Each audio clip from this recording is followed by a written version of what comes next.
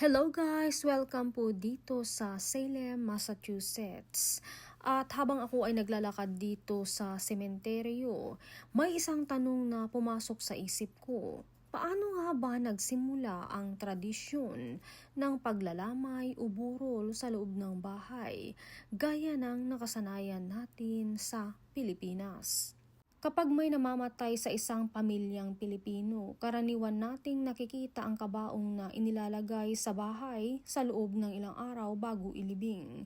Pero saan nga ba nagmula ang kaugaliang ito? Bago pa dumating ang mga Kastila sa Pilipinas, may mga katutubong pamayanan na naniniwalang mahalagang manatiling malapit ang yumao sa kanyang pamilya at komunidad.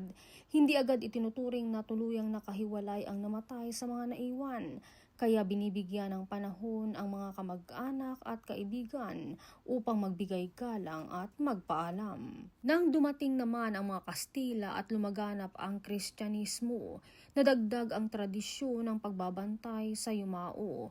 Dito naging bahagi ng lamay ang pagdarasal, pagrorosaryo at iba pang gawaing pangrelihiyon para sa kaluluwa ng namatay.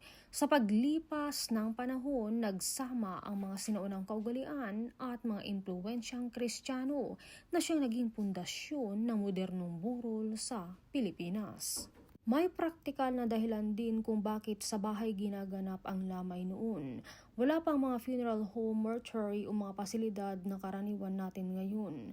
Ang tahanan ng sentro ng buhay, pamilya, kaya natural lamang na doon rin maganap ang huling pamamaalam. Higit sa lahat, ang burol ay naging simbolo ng pagkakaisa. Dito nagtitipon-tipon ang mga kamag-anak, kapitbahay at kaibigan upang magbigay ng suporta, panalangin at pakikiramay sa naulilang pamilya. Kaya ang tradisyon ng paglalamay sa bahay ay hindi lamang isang nakasanayan, isa itong pagsasama ng sinaunang paniniwala, impluwensyang Kristiyano, praktikal na pangangailangan at malalim na pagpapahalaga ng mga Pilipino sa pamilya at komunidad.